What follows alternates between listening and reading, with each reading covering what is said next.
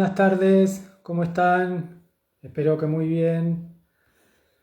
Bienvenidas, bienvenidos a todas, a todos. Un nuevo día. Hoy, como hicimos la vez anterior, propusieron el tema y por supuesto hemos preparado este vivo para ese tema que han propuesto. Hoy vamos a ver todo lo que tiene que ver con siniestros viales. Por supuesto, no nos vamos a meter mucho con la dogmática, con las cuestiones teóricas que tiene y mucho este tema de hoy, sino que vamos a profundizar algunas cuestiones prácticas y vamos a ver más o menos de qué se tratan estos delitos y por supuesto ustedes saben, aquí en los comentarios pueden ir participando, pueden ir haciendo las preguntas que quieran, pueden haciendo críticas, aportar jurisprudencia, datos, etcétera, lo que quieran. La idea es que entre todas y entre todos podamos compartir un tema del ejercicio profesional del derecho penal y en este caso el día de hoy los siniestros viales. Así que están invitadas, están invitados todos a participar. Me ponen aquí en los comentarios, yo los voy leyendo y por supuesto vamos trabajando sobre esas cuestiones. Como decía, el día de hoy vamos a trabajar siniestros viales. Una primera cuestión normativa, jurisprudencial, doctrinaria, además, y vamos a ver bien en particular algunas cuestiones bien de práctica para que que nos pueda servir esta clase para el ejercicio profesional que es la idea de estos encuentros. Como primera medida, una cuestión que parece ser semántica, pero que tiene que ver con el alcance y la comprensión de estas cuestiones. Si bien se habla mucho de accidentes de tránsito, de delitos viales, de delito en el tránsito, de delitos contra la seguridad vial, bueno, distintas denominaciones, lo correcto para hablar de las cuestiones viales que están tipificadas en la legislación penal es siniestros viales, ¿no? Esto de siniestro vial tiene que ver con un fenómeno multicausal que aparece tipificado de diversas maneras y con distintos alcances en nuestra legislación criminal, pero que por regla general al referirnos a la denominación siniestro nos estamos refiriendo a que hay algún grado de responsabilidad humana, es decir, algún espacio de decisión y que esta cuestión puede ocupar los ambientes dogmáticos o de la culpa o del dolo, pero que no tienen que ver con casos fortuitos, ¿no? Lo accidental, el término accidente, tiene que ver con un caso fortuito, con un caso que sea inevitable o que se haya producido por alguna actividad de la naturaleza o algún supuesto remoto o imprevisible y que no haya sido posible de evitación por parte de una persona humana. En cambio, cuando hablamos de siniestros, hablamos de responsabilidad humana en el ámbito de la conflictividad. En este caso nos vamos a referir un poquito más a la siniestralidad vial, ¿no? La que ocurre en el ámbito de la vía pública y en los canales de comunicación, especialmente o mayoritariamente en el ámbito de los automotores terrestres, ¿no? Aunque la siniestralidad vial también puede ocurrir en otros canales de comunicación como el agua, el aire, el ámbito subterráneo, etc. Aunque en el ámbito penal, en la mayor parte de la conflictividad judicializada, por supuesto, se establece en el ámbito de las vías de automotor en la vía pública o lugares de acceso público, aunque puede ocurrir también en el ámbito privado o en las cuestiones de siniestralidad dentro de espacios de empresas privadas o de organismos públicos que no tienen acceso a la vía pública en particular. Hay cuestiones doctrinarias en torno a la culpa y el dolo, a las interpretaciones, las vamos a ir trabajando un poquito, como les decía al principio, y para la gente que se ha sumado pueden ir participando, pueden ir haciendo preguntas, consultas, etcétera. La idea es trabajar el ejercicio de la profesión penal más que cuestiones de dogmática jurídico-penal académica, así que vamos a ir pasando rápidamente por esas cuestiones. Y luego vamos a ver un poco también problemas de la práctica procesal, cuestiones probatorias, la cuestión de la prejudicialidad penal respecto de la civil. En el ámbito de la siniestralidad vial estamos en el campo de los delitos que mayormente trascienden entre el ámbito penal y el ámbito civil. Generalmente hay procesos de daños y perjuicios cuando hay siniestralidad vial. Bueno. Y también vamos a ver un poco el tema de las penas, la inhabilitación y los problemas que eso puede plantear. En el ámbito de la normativa penal estamos en una competencia que tiene facultades concurrentes y específicas de distintos ámbitos, ¿no? No estamos puramente en aplicación del Código Penal, sino que estamos también en aplicación del Código Penal, de la Ley Nacional de Tránsito, que establece competencias provinciales y competencias locales, ¿no? Del ámbito municipal o de la forma en que se organice el ámbito local. Por lo tanto, estamos en una complejidad normativa. Y esto nos plantea un primer problema en el caso del ejercicio de la profesión particular, porque en el ámbito procesal vamos a tener que hacer interrelacionar y dialogar permanentemente este complejo normativo de leyes de fondo, de leyes de forma, por supuesto, en el ámbito procesal, pero en relación a los cierres de la tipicidad, la delimitación conceptual del ámbito normativo, vamos a tener normas que están en el Código Penal, normas que están en la Ley Nacional de Tránsito, normas reglamentarias y normas que están en el ámbito local, de, por ejemplo, la semaforización, la velocidad máxima en determinados lugares, las reglas específicas de estacionamiento, etcétera, que están en el ámbito local. Ahora, para empezar a entender un poquito la tipicidad, vamos a tener que pensar un poquito alrededor de los artículos 84 y 84 bis del Código Penal y 94 y 94 bis del Código Penal. Hay más normas, sí, hay más normas en el ámbito penal, pero nos vamos a centralizar en estas porque ya tenemos suficiente con esto, pero son las que más se ven en la práctica, 84 y 84 bis, cuando nos referimos al resultado muerte, y 94 y 94 bis cuando nos referimos al resultado lesiones, ¿no? Entonces, acá ya tenemos una primera definición y es que estamos en el marco de lo que se llaman delitos de resultado, ¿no es cierto? Se tiene que dar este resultado típico para que se habilite la norma penal y también esto delimita un poco el ámbito de competencias entre lo contravencional y lo penal, porque puede ocurrir que la acción sea la misma, pero el resultado sea distinto y por lo tanto eso sea abordado por el ámbito contravencional y no por el ámbito penal. Para darles un ejemplo de lo que estoy diciendo, si una persona pasa un semáforo en rojo en exceso de velocidad permitida, pero no ocasiona ninguna lesión ni la muerte de otra persona, eso quedará en la esfera o en el orden contravencional y será pasible de una multa eventualmente si es descubierto y se le realiza el procedimiento adecuado para ello. No obstante, si realiza la misma conducta, pero atropella a un peatón que cruzaba por la senda peatonal correctamente,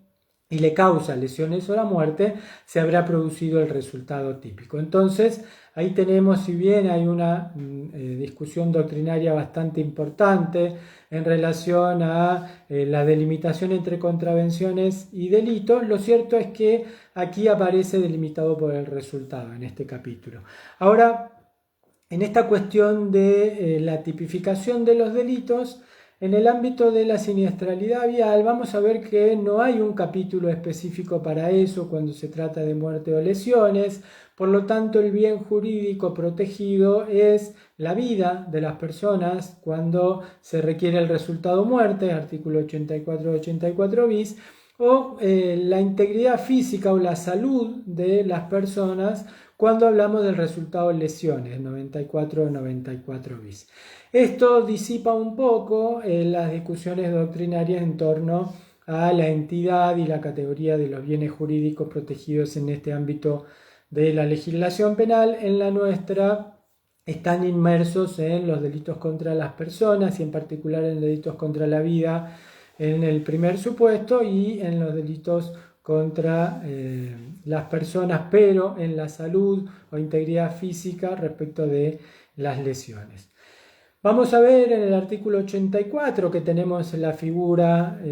emblemática o paradigmática del tipo culposo, que se habla de imprudencia, negligencia, impericia en su arte o profesión e inobservancia de los reglamentos o deberes a su cargo. Vamos a tener que ver en los procesos penales en particular cómo se delimita cada uno de estos elementos. No se puede esgrimir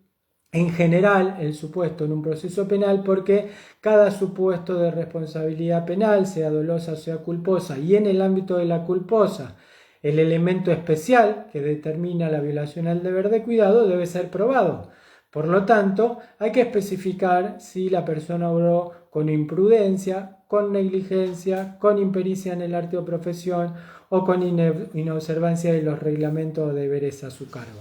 Esta es una primera cuestión a tener en cuenta y que muchas veces pasa superficialmente o de manera genérica en el ámbito de los procesos penales. Hay que tener en cuenta la particularidad de la forma de violación al deber de cuidado a fin de acreditar específicamente, si soy órgano acusador desde el ámbito público o privado, cuál es el elemento que me permite con grado de evidencia suficiente y al momento del juicio como prueba que acredite la forma de culpa que yo le estoy atribuyendo al imputado, y lo mismo desde la defensa, controlar debidamente esa prueba y eventualmente probar que no se ha configurado ninguna de las formas de culpa establecidas en el Código Penal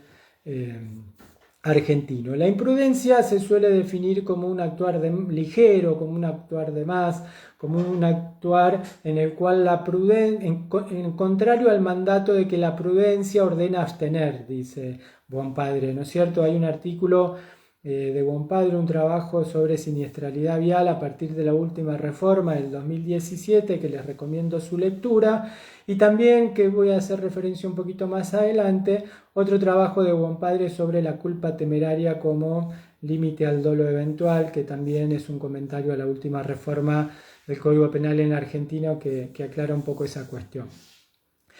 En cambio, la negligencia, a diferencia de la impericia, no es un actuar ligero, sino que es un omitir, ¿no?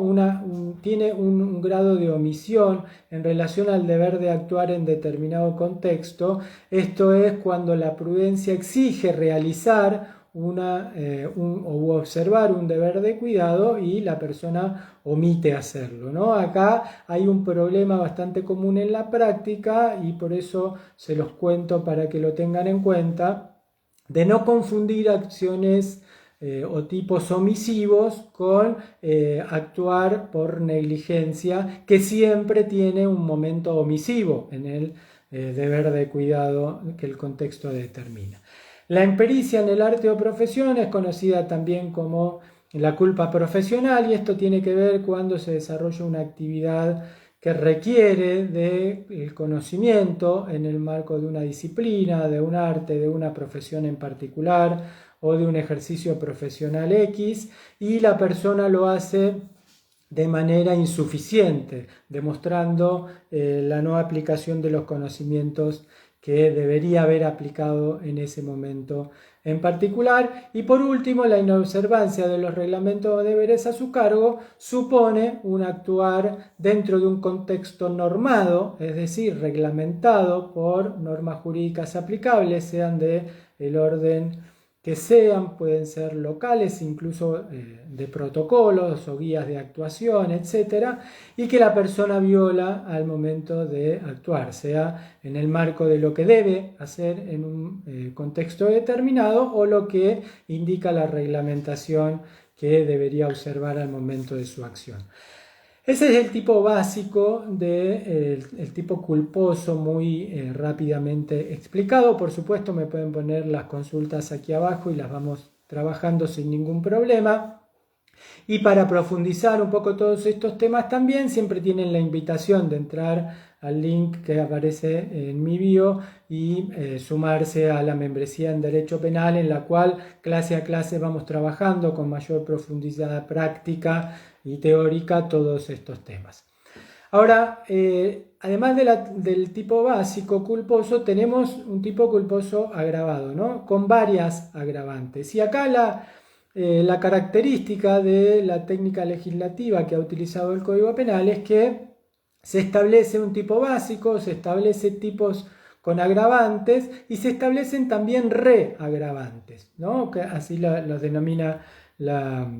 la doctrina y las vamos a ir repasando un poquito, pero primero vamos a ver que el artículo 84 bis, como luego lo hacen el 94 y el 94 bis, especifica los casos de siniestralidad vial, es decir, se refiere a la conducción imprudente, negligente o antirreglamentaria de un vehículo con motor y cuando de ello se causa la muerte, el 84 bis, o lesiones, el 94 bis. La estructura es la misma, lo que cambia es el resultado. Entonces acá tenemos elementos que hacen a un tipo penal agravado. ¿Por qué? Porque el tipo culposo básico tiene una pena de 1 a 5 años y el tipo penal por conducción imprudente, negligente o antirreglamentaria de un vehículo con motor tiene de 2 a 5 años, es decir que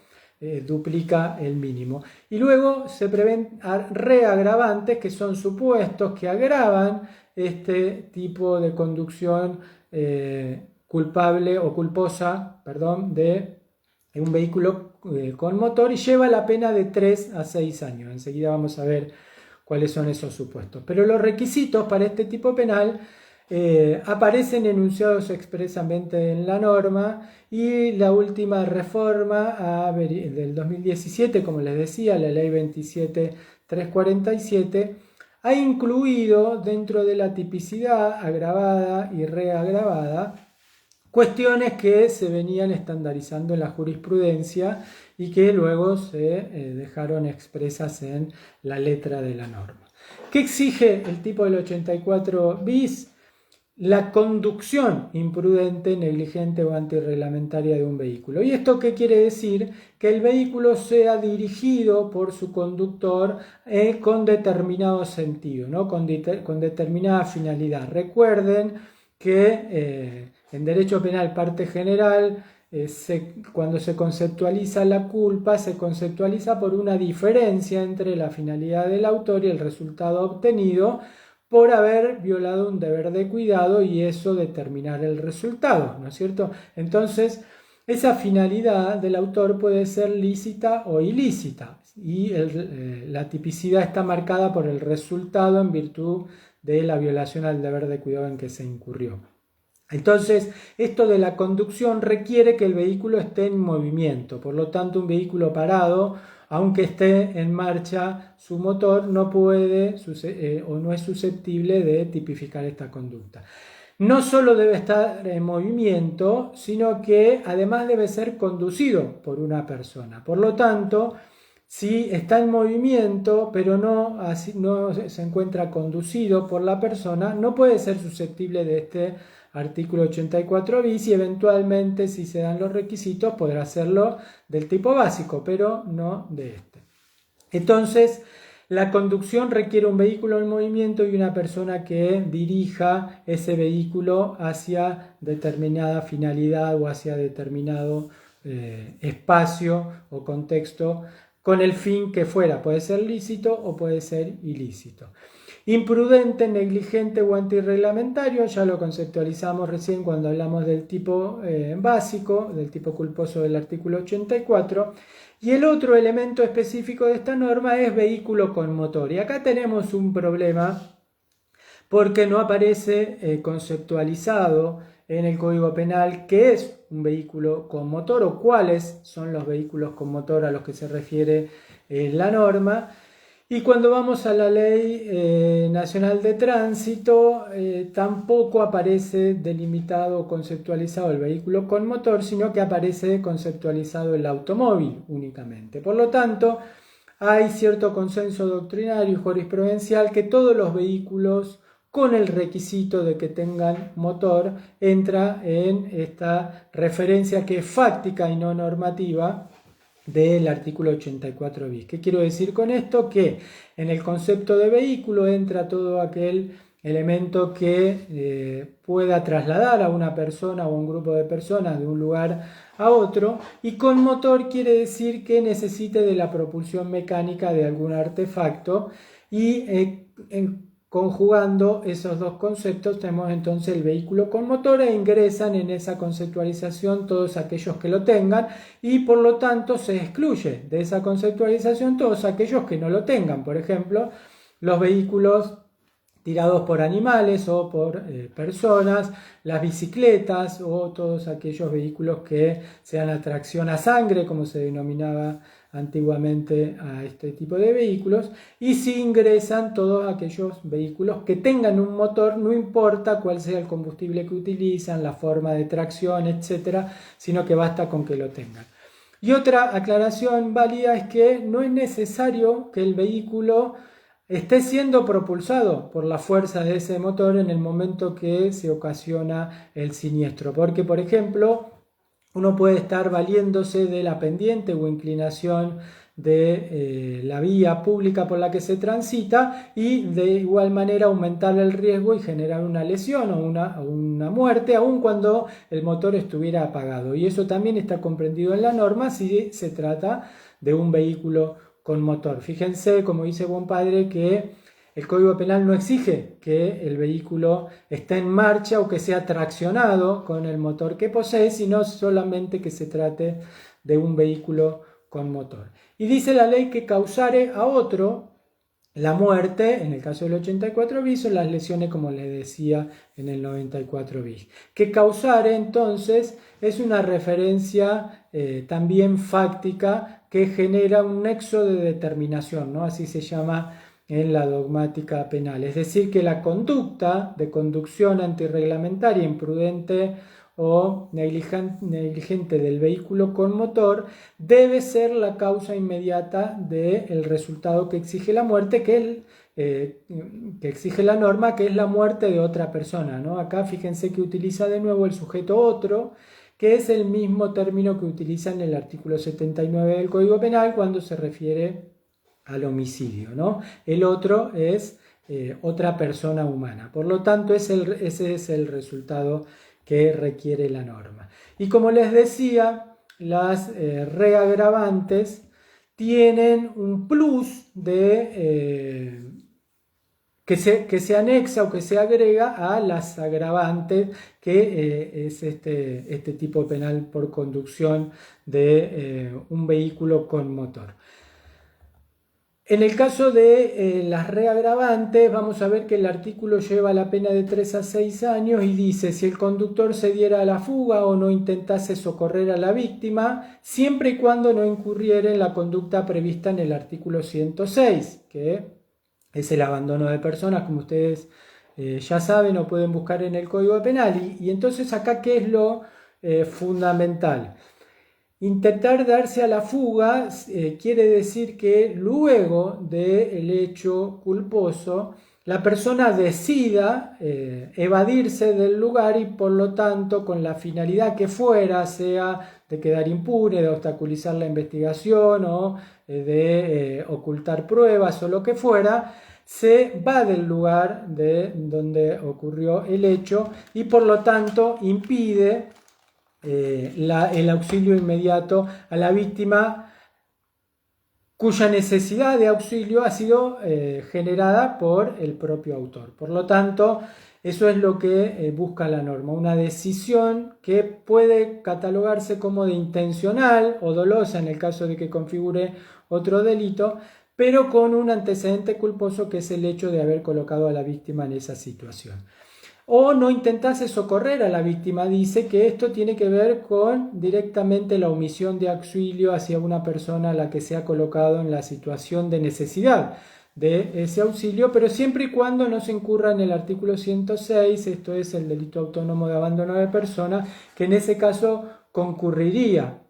con el siniestro vial. Ahora, lo que hay que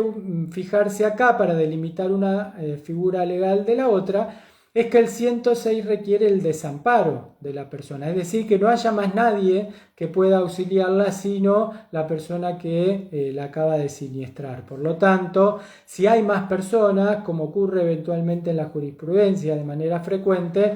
se aplica la reagravante, pero no el artículo 106, que sí se aplica mayoritariamente en los siniestros ocurridos, por ejemplo, en la ruta, donde una persona queda abandonada a su suerte en la ruta y el que la siniestró se fuga, y entonces ahí sí concurren las figuras. Pero es muy raro que esto, salvo que sea en algún horario medio específico, en una zona poco transitada, etcétera, donde se dan varias condiciones contextuales, puede ser que ocurra en el ámbito de una ciudad o en un ámbito poblado, pero es raro de ver, es más frecuente ver la reagravante de fuga o de omisión de socorro que la concurrencia con el 106. Pero hay que tener en cuenta esto, y sobre esto hay que producir pruebas, sea cual sea el rol que estemos ejerciendo en el proceso penal, ¿no es cierto? Pero hay que conocer bien la diferencia para no errar en las figuras o hacer concursar indebidamente, porque si no esto lo vamos a pagar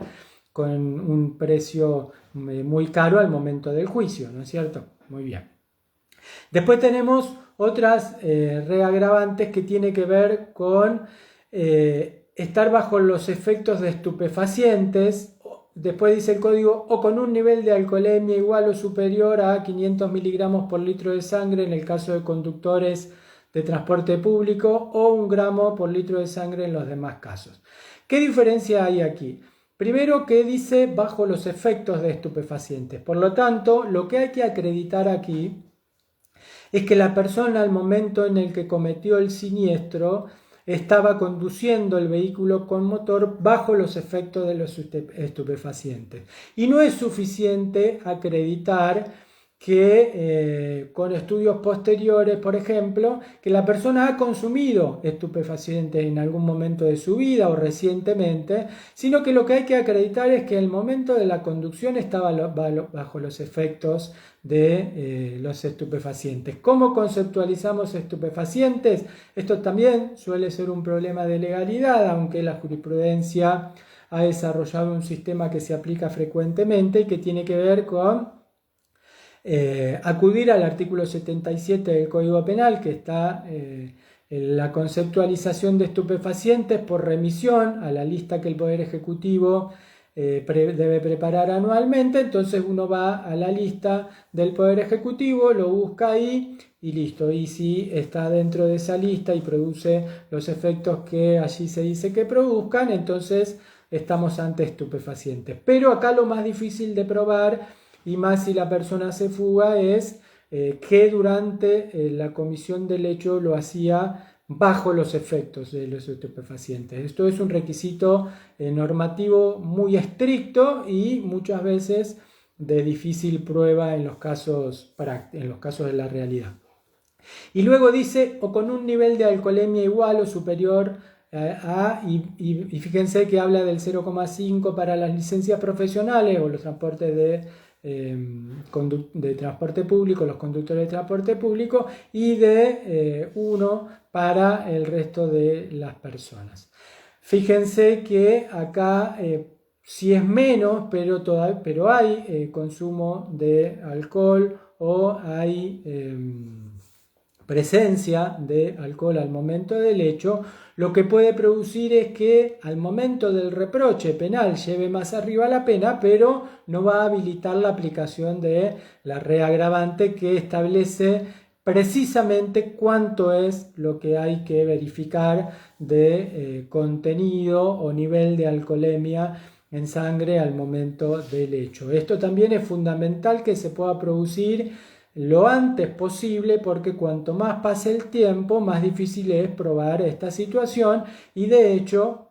si pasa determinada cantidad de horas, se habla de 10 a 14 horas, puede ser que ya luego no sea posible de probar. Por lo tanto, los primeros momentos de un siniestro vial o posteriores a un siniestro vial son fundamentales para toda la prueba, y no solo para acreditar los estupefacientes o el nivel de alcoholemia, sino también al momento de tomar o relevar las muestras para las pericias accidentológicas, que son la prueba fundamental en este tipo de procesos. Generalmente estos tipos de procesos se terminan resolviendo con las pericias accidentológicas. Vamos a hablar enseguida un poquito sobre estas cuestiones. Otra reagravante tiene que ver con la conducción en exceso de velocidad por más de 30 kilómetros por encima de la máxima permitida en el lugar del hecho. Y aquí hay un ejemplo de lo que les decía al principio, de que el cierre de la tipicidad, es decir, hay un elemento del tipo que es de imposible deducción con la normativa de fondo y hay que ir a la normativa local, ¿no? Si yo tengo que asistir a una persona que ha participado en un siniestro vial ocurrido en la intersección de las calles San Martín y Gil de la ciudad de Santa Rosa La Pampa, yo tengo que saber cuál es la máxima permitida en esa intersección y a partir de ahí calcular, según lo verificado en la pericia accidentológica, si puedo habilitar esta reagravante o no. Esta reagravante que generalmente surge a partir de las pericias accidentológicas, que muchas veces son objeto de litigación porque puede haber pericias oficiales, pericias de parte, luego compulsas o puestas en común o litigación sobre unas y otras. Puede ser que no sea imputada inicialmente, sino que después se tenga que ampliar la imputación o rectificar a efectos de incluir esta reagravante que no suele aparecer en el primer momento del proceso, sino que suele aparecer después. Y por eso, en el ámbito de la litigación hay que tener una estrategia bien determinada y yo siempre recomiendo actuar en estos casos muy técnicos con peritos de parte o si soy órgano acusador público con pericias oficiales llevadas a cabo por profesionales especialistas en accidentología vial, porque hay una serie de variables numéricas que son de muy difícil deducción, incomprensibles desde el derecho. Es necesaria una explicación técnica y cuando esas pericias se vuelcan en un proceso penal, si no hay alguien que conozca la disciplina y que maneje todas esas variables técnicamente, puede ser que los abogados y las abogadas digamos cosas que no son, se nos pasen cosas que están mal o se modifiquen variables sin que nos demos cuenta. Por eso es que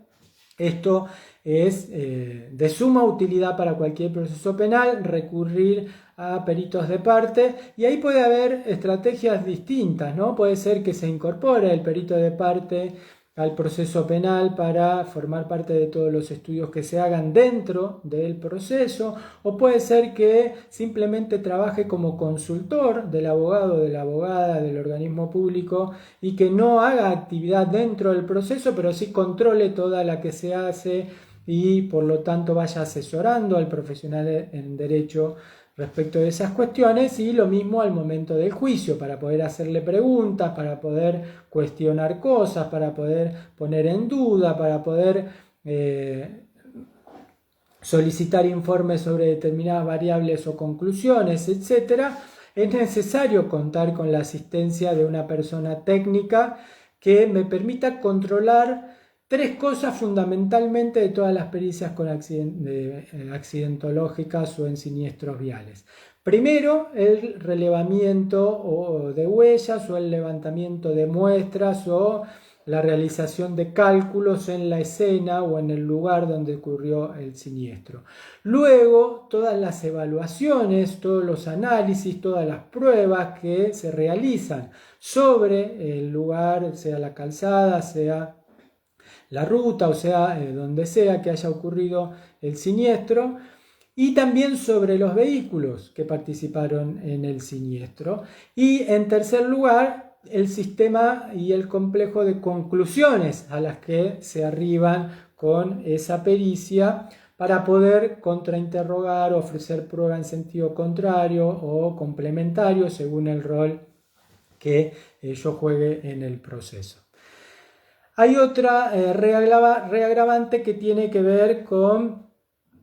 conducir estando inhabilitado para hacerlo por autoridad competente.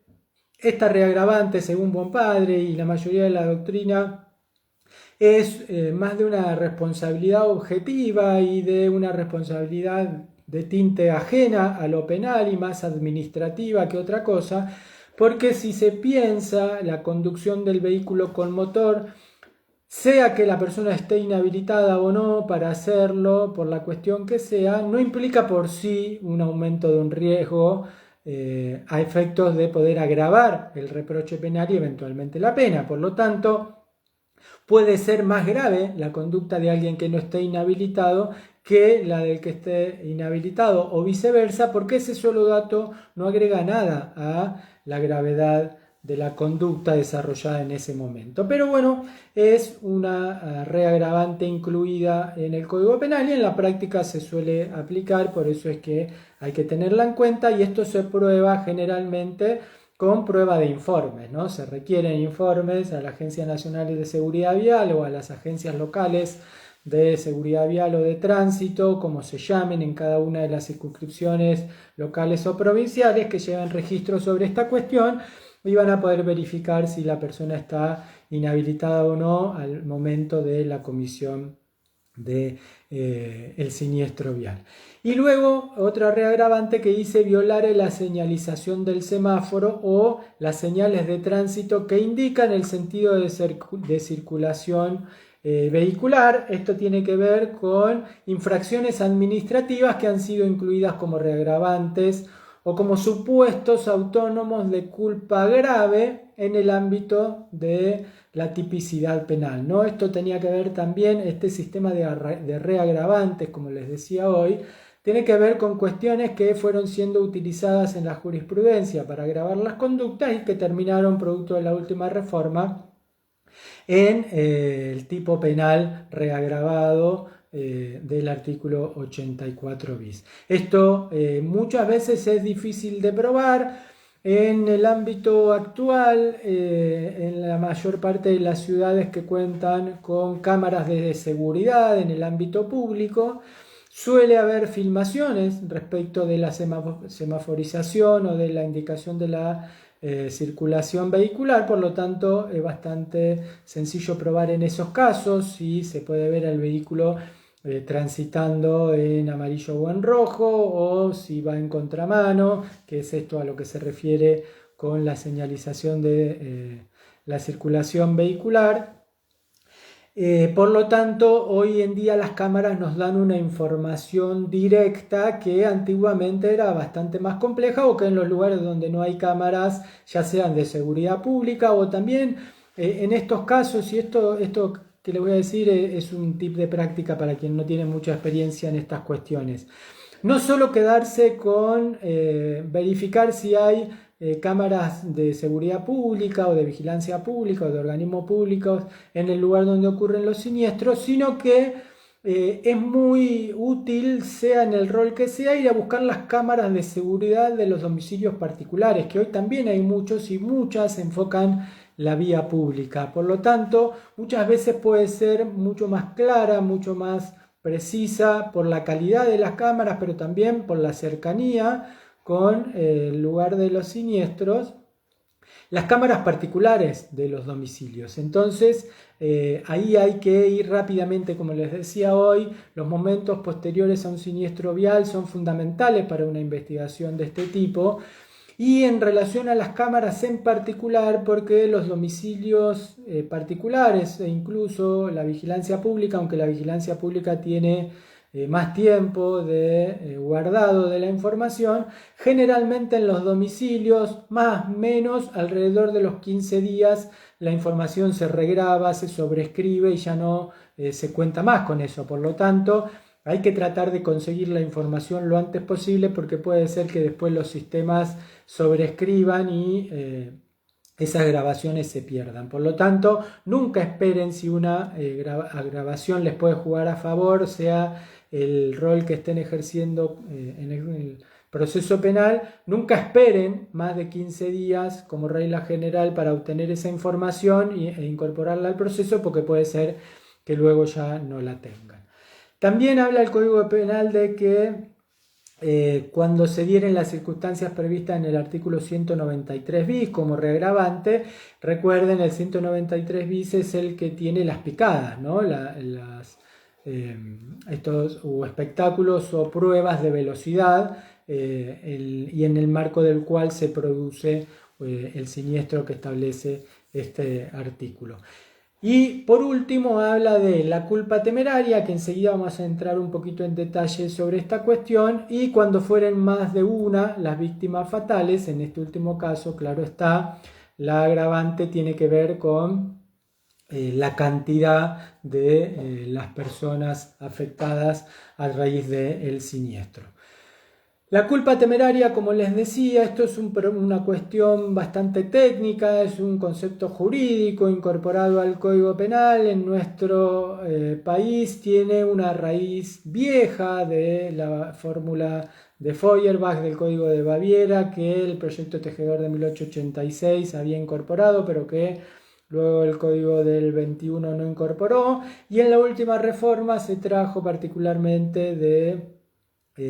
la Ley Orgánica 3 de 1989 de España, y a partir de ahí se construye una especie de culpa grave, pero llamada culpa temeraria, que permite distinguir la culpa simple, incluso con o sin representación, de la culpa más grave que se puede dar en un siniestro o en un hecho, como decíamos, con violación al deber de cuidado, y que queda en el medio entre la culpa propiamente dicha y el dolo eventual, porque recuerden que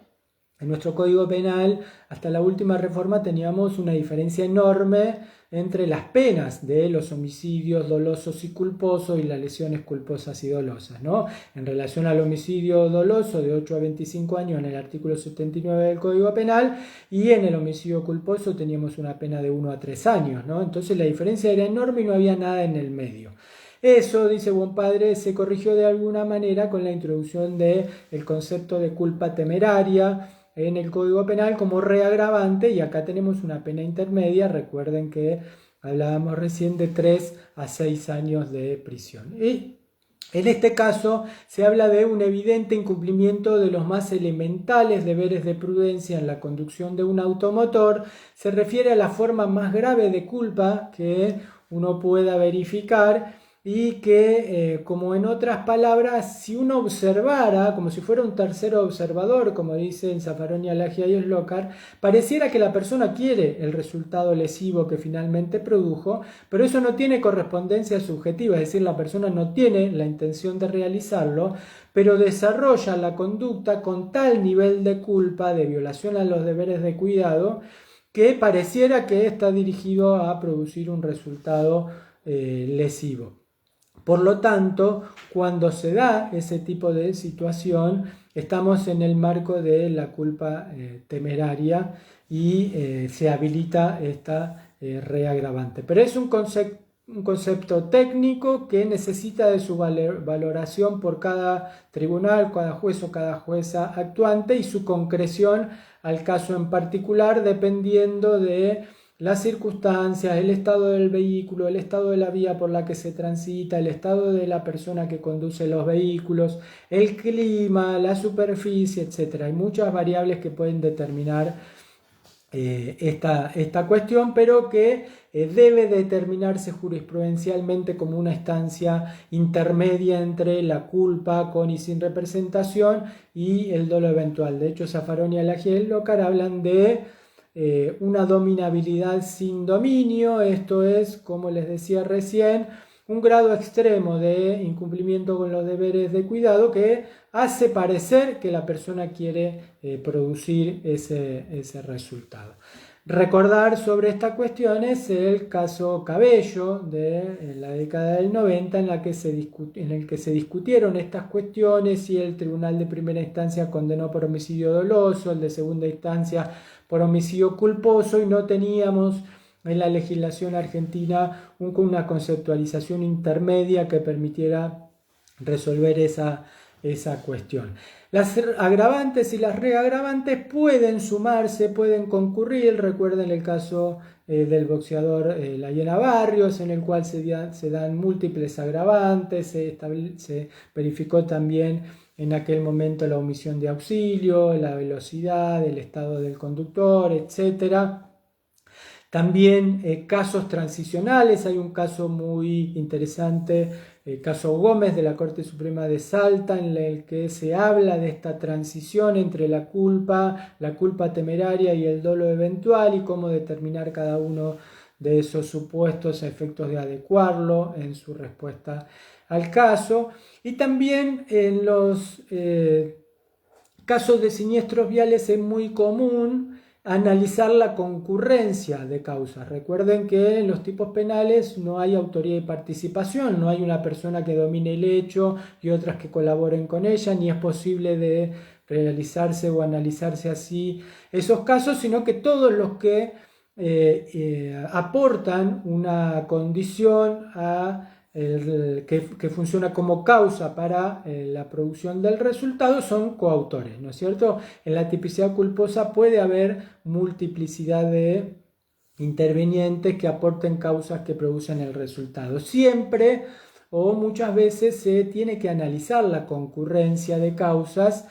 y cuando quien ha aportado una de las causas determinantes del resultado es la propia víctima, esto genera problemas no menores en el ámbito de los procesos. En el ámbito de la Pampa hay varios casos donde esto se ha analizado. Uno en el que el Tribunal de Impugnación Penal analizó en detalle esta cuestión es el caso Hodge, que fue un siniestro vial muy grave, en el cual se tienen que analizar las y se analizó cuál fue la que determinó en concreto el resultado que finalmente se produjo y de ese modo se terminan resolviendo los casos. Saliendo del derecho penal de fondo y yendo a algunas cuestiones procesales, por supuesto, las vamos a ver a vuelo de pájaro y las profundizamos cuando ustedes quieran. Recuerden que pueden poner aquí en los comentarios todas las dudas que tengan, las preguntas que tengan y si quieren proponer algún tema para los próximos vivos, lo van proponiendo, yo voy anotando y vamos haciendo lo que a ustedes les resulte útil. Algunas cuestiones procesales. Hay dificultades probatorias, algo de esto ya dije, que tiene que ver con las pericias accidentológicas. Los casos de siniestros viales son casos muy técnicos en los cuales se requiere conocimiento especializado ajeno al derecho. Por lo tanto, siempre hay dificultades probatorias, no solo por los hechos, y esto es cuando los hechos se producen en lugares alejados o en lugares donde no hay otras personas o en lugares de difícil acceso rápido, ya ahí hay una primera dificultad probatoria. Pero además las cuestiones técnicas de lo accidentológico dificulta aún más las cuestiones.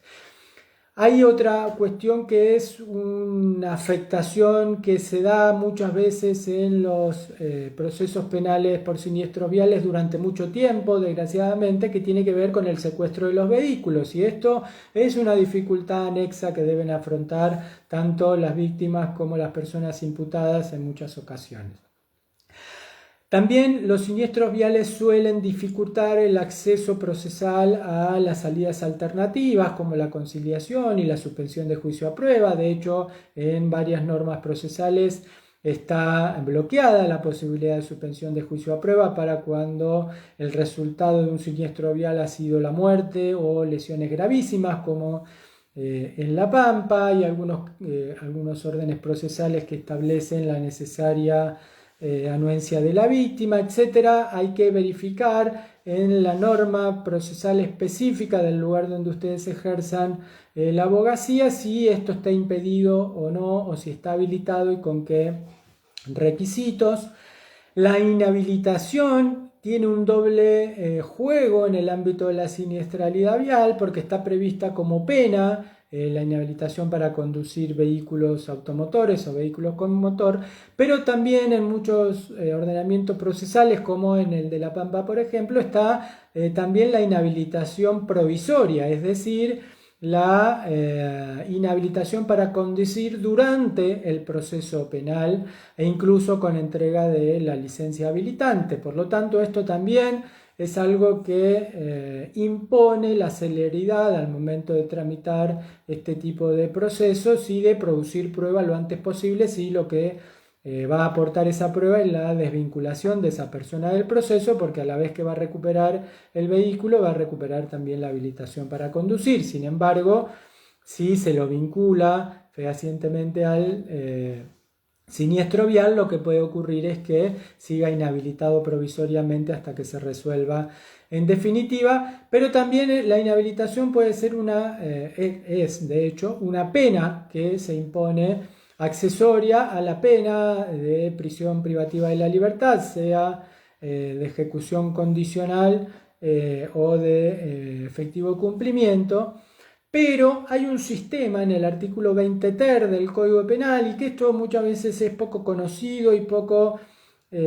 practicado por las y los abogados del fuero penal, que tiene que ver con la rehabilitación a la mitad de la condena. Si la inhabilitación especial ha sido, supónganse, por 6 años, el artículo 20 ter del Código Penal permite a la mitad de la pena solicitar la rehabilitación de esa persona siempre y cuando se cumplan 3 requisitos. Uno es que ese tiempo haya transcurrido. El segundo es que la persona haya reparado en su totalidad a la víctima. Esto lo que obliga es a activar rápidamente las acciones que sean necesarias en el ámbito civil a efectos de que la víctima pueda ser reparada integralmente, ya sea mediante la aseguradora, sea mediante un proceso civil, sea mediante una conciliación o como sea, pero tiene que ser reparada si el condenado se quiere rehabilitar. Y además que haya también se haya rehabilitado de los problemas de conducción que tiene, ¿no? De que haya subsanado las cuestiones que lo involucraron en un siniestro vial. A estos efectos se suele exigir el curso que ofrece la Agencia Nacional de Seguridad Vial, que a veces es virtual, a veces es presencial, no siempre está disponible. Hay organizaciones de la comunidad y otras agencias provinciales o locales que también ofrecen sus cursos de conducción con cuidado, conducción prudente, conducción a la defensiva, conducción responsable, etc. Tienen distintos nombres, pero siempre el mismo fin de que la persona pueda comprender que la conducción en el ámbito de la vía pública requiere de determinadas responsabilidades, de determinada atención, de determinados cuidados, etcétera, que hacen a la seguridad vial, como también la comprensión del daño que ha producido y que se puede producir y que son muchas veces muy graves en el ámbito de la conducción vial. Y además se suele agregar un informe que tiene que ver con que la persona no haya quebrantado esa pena, ¿no es cierto? Es decir, que no haya sido descubierto conduciendo un vehículo, etc. Hay otra cuestión que tiene que ver con la prejudicialidad penal y civil. Yo les dije algo al principio de este encuentro que tiene que ver con que este es uno de los delitos, o estos son delitos que trascienden del ámbito penal al civil y que generalmente producen demandas por daños y perjuicios, y sobre esa cuestión hay que tener cuidado también en el ámbito penal, porque desde el ámbito penal se fijan los hechos. Y por lo tanto, si una persona hace un acuerdo de juicio abreviado, tiene que tener mucho cuidado cómo se fija el ámbito de la responsabilidad de las personas, cómo se determinan los hechos, cómo se concretan las circunstancias, porque recuerden que todo eso luego va a ser validado en el ámbito civil y ya va fijo, ¿no es cierto? Entonces hay que tener cuidado por la posible incidencia que tenga en el ámbito civil, y vuelvo a decir, más allá del rol que ejerza cada uno, si patrocina a las víctimas, si patrocina al imputado o es un organismo de acusación pública. Algunos problemas frecuentes y unas estrategias finales a modo de tip, y ya cerramos con el encuentro de hoy. Los problemas más frecuentes que suelen verse en el ámbito de los procesos por siniestros viales tienen que ver con la falta de prueba concreta sobre determinadas cuestiones, o con pruebas técnicas que dicen cosas distintas o contrarias, o que otorgan variables diferenciales y que el tribunal se ve obligado a hacer dialogar o confrontar entre sí, tiene que resolver de alguna manera. Esto cómo se litiga con peritos de parte y cómo se resuelve con peritos oficiales, pero no siempre es blanco o negro, sino que suele haber muchos grises, y eso presenta problemas en términos de litigación, que es necesario trabajar de manera muy responsable desde el inicio del proceso, porque como les decía, el levantamiento de huellas, la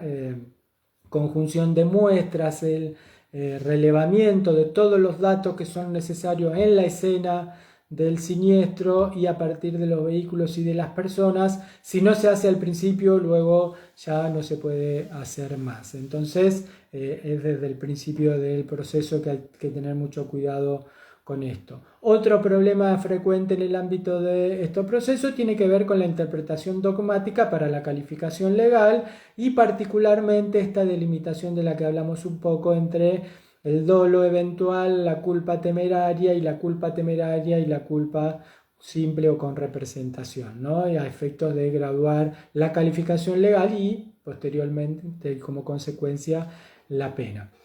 También suele haber problemas en relación a la obtención de la prueba y aquí hay que controlar la legitimidad de origen de la prueba, por ejemplo, cómo se ha obtenido la alcoholemia, cómo se ha obtenido la muestra de estupefacientes, cómo se han obtenido otros tipos de muestras en los que se requiere participación del imputado particularmente, cómo se han levantado las huellas, qué técnica se ha utilizado, en qué momento, etcétera. Si se graficaron las superficies, el estado de los vehículos, etc. Todo eso puede dar lugar a planteos de nulidad o de invalidez y sobre estas cuestiones hay que también tener especial atención porque suelen generar muchos problemas en estos casos. Y por otra parte, hay casos, y más en los casos con siniestralidad grave o con consecuencias gravosas, esto de que la persona imputada se mediatice o el caso se torne público, participen en actividades públicas, etc. Esto también puede agregar una complejidad que los litigantes en sus distintos roles y los órganos judiciales deben también poder gestionar porque en estos casos suelen plantear conflictiva o cuestiones particulares también. Dice Manto Reale, consulta, en el caso que sean lesiones leves y la víctima no quiera continuar con el proceso penal y este se archive, ¿puede la víctima de todos modos reclamar los daños del vehículo? Sí, por supuesto. Como sabemos, en el ámbito del Código Penal hay delitos de acción privada, delitos de acción pública y dentro de los delitos de acción pública otra clasificación que tiene que ver con los delitos de acción pública propiamente dicha y los delitos de acción pública a instancia privada, ¿no? Estamos hablando de los artículos 72 a 74 del Código Penal. Y las lesiones leves requieren de instancia privada. Una vez que la persona ha realizado la denuncia, ya la acción la lleva adelante el Ministerio Público Fiscal, pero si la persona no quiere instar la acción penal, está dentro de su derecho no hacerlo, pero eso no la invalida de hacer todos los reclamos en otros fueros de responsabilidad distinta y en los cuales no rige esto de la instancia privada o de la instancia pública de las acciones penales. Este es un régimen de la acción penal únicamente. Por lo tanto, esto no invalida, ni perjudica, ni impide otro tipo de reclamos en otros fueros de responsabilidad. Como decía, y cierro con esto, algunas estrategias eficaces de defensa, bueno, presentarse o trabajar siempre con peritos de parte, sea que ingresen al proceso o que trabajen como consultores, cuestionar siempre las concepciones doctrinarias en relación al dolo, la culpa y particular al dolo eventual y la culpa temeraria, verificar siempre, como lo digo en todos los encuentros, cuál es la jurisprudencia en el lugar donde ejerzo la profesión que se aplica para el caso particular que yo estoy litigando y cuáles son las variables que yo puedo utilizar para mi caso, sea cual sea el rol que esté ejerciendo. Siempre producir la mayor cantidad de prueba posible y de colectarla en el primer momento que pueda por las cuestiones que he dicho de pérdida o de falencia tanto en la legitimidad como en la cadena de custodia con posterioridad y probar toda la situación, no quedarse con las variables accidentológicas de superficie, vehículos, conductor, etcétera, sino también verificar cuestiones que muchas veces se nos pasan de largo y que son fundamentales y que muchas veces nos introducen las personas que han participado en el siniestro, como tiene que ver, por ejemplo, con el clima, si había neblina, no había neblina, si estaba el sol de frente, no estaba de frente, si estaba iluminado o no, si la luz impedía ver para el lugar de donde circuló un vehículo o no, si impedía ver al peatón, si el peatón salió detrás de otro vehículo o detrás de otro lugar o de un objeto, etcétera, si participaron terceras personas, si fue alguna actividad imprevista, si hubo animales, si hubo objetos que volaron o que se cayeron de determinados lugares, etcétera, si había tormentas, qué tipo de tormenta, bueno. Tratar de producir hoy las redes sociales, los medios de comunicación que transmiten y las personas particulares que suelen filmar actividades de la naturaleza, vientos, lluvias, piedras, etcétera, nos permiten producir información que antes no teníamos tan fácilmente o a veces era hasta imposible saber.